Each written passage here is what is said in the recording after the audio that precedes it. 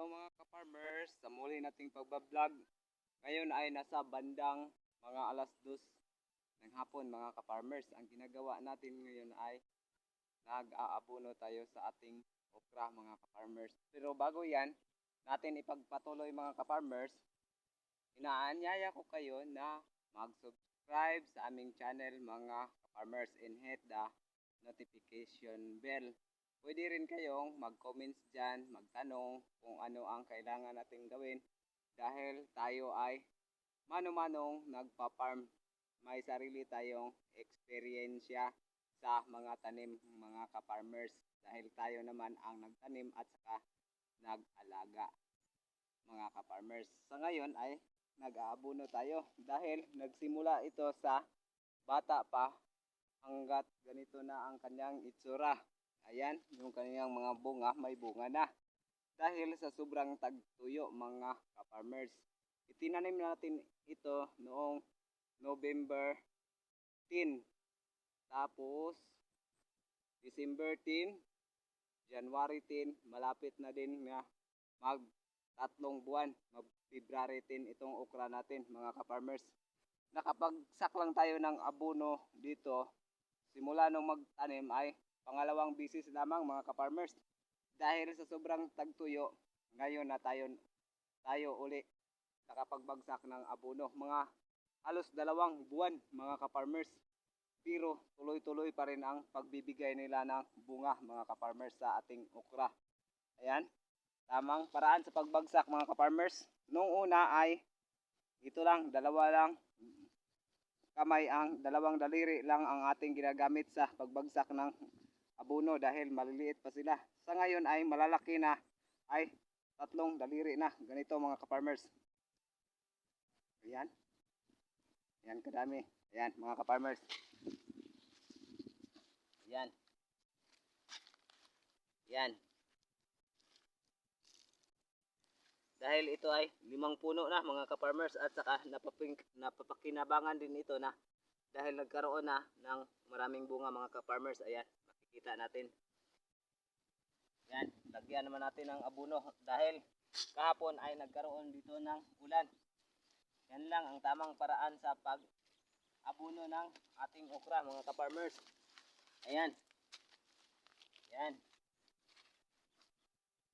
At saka mga ka-farmers, bawing-bawi na tayo dahil 20 harvest na tayo mga ka-farmers. Bukas ay 21 harvest na mga ka-farmers. Bawing-bawi na. Laki ng kita na ng okra natin. At saka update ko rin kayo sa presyo sa ating merkado mga ka-farmers. Sa ngayon ay biglang bumaba ang ating okra mga ka-farmers. Tag 50 na lang per harvest ang ating nakukuha mga ka-farmers at saka yung bili nila mga ka-farmers.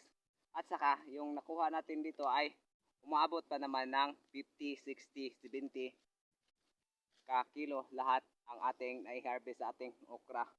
Ayan, makikita natin malulusog pa mga ka-farmers. Nung una ay binanatan ito ng white flies. Nagkaroon tayo ng video na gumamit tayo ng downy at saka yung powder na sabon mga ka-farmers.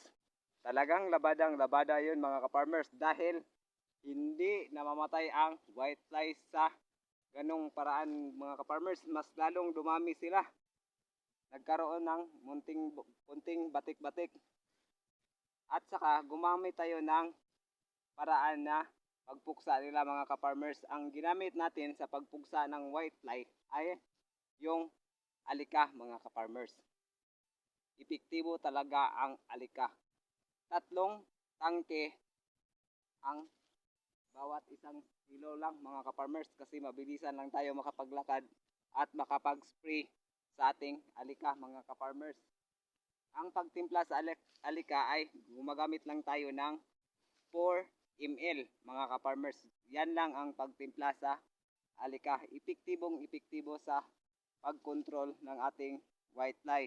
Ayan, makikita natin wala nang white fly mga ka-farmers.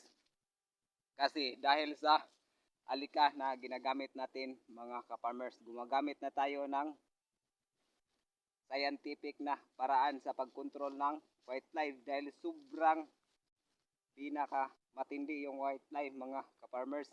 Hindi basta-basta matatapla ng ano-anong mga medisina. Ayan mga ka-farmers, kung makikita natin patuloy na malulusog, walang batik-batik, ito ay malapit na mag 3 buwan ngayong February 10 mga ka-farmers. Ayan, ang blessing sa atin sa Panginoon mga ka-farmers. At saka makikita din natin kung ano ang ating mga pananim dito. Doon ay nagland trip tayo sa Pichay. Gagawan din natin yan ng video mga ka-farmers. At saka doon sa kabila ay meron na tayong magkalaman ng malapit yung tinanim natin na kamote mga ka-farmers. Yun ay nasa 2 buwan at mahigit na. Maghalos kasunod lang sila dito sa okra mga ka-farmers. Yun, makikita natin yung doon sa dulo ay kamote yan mga ka-farmers. Pagkatapos dyan ay taniman din natin ng pitsay dahil mayroon tayong pang 1 buwan at mayroon din tayong pang araw-araw na harvest mga ka-farmers. At saka magtatanim pa tayo ng pipino. Ayan ang kagandahan mga ka-farmers, basta't magsipag lang tayo at ating dagdagan ang ating experience sa pagsasaka mga ka-farmers. Bilang mga ka-farmers dyan, inaanyayan ko kayo na hindi tayo susuko kahit mababa ang mga presyo mga ka-farmers dahil ay pagsubok lamang yan mga ka-farmers. At saka hindi yan garantisadong permanente. Tataas yan uli bigla mga ka-farmers. Nung una ay nakamagbenta tayo ng 40 nung unang taon, 40 pesos ang kilo. Sa ngayon ay hindi tayo nakapagbenta ng 40, inaabot lang tayo ng 25. At saka may kita na tayo na mahigit 18,000 sa 20 per harvest mga ka-farmers. Kung makaharvest tayo bukas ng kilos or 60 kilos, ay meron na naman tayong kita na 600 or 750. Yun ay hindi na sa atin na mga small farmers. Kaya, ayan mga ka-farmers, kung gusto nyo mag-comments dyan, tanong lang kayo sa comment section dyan sa down below, and please hit the notification bell and subscribe to our channel mga ka-farmers para updated kayo sa ating pananim. Dahil tayo ay small farmer, mano-mano namin na mag-aabuno dito at saka pagtanim ng ating mga pananim mga ka-farmers. At saka ating makikita ang ating okra ay marami pang damo. Pagkatapos natin ditong mag-abuno ay magdadamo naman tayo mga ka-farmers. So, sa susunod nating video mga ka-farmers ay ang paghahasik ng pitsay at saka pag-preparation ng pitsay at saka pagtatanim ng alugbate mga ka-farmers. Sundan nyo ang aming mga video. Please watching and subscribe our channel mga ka-farmers. God bless you. God is good all the time. All the time God is good.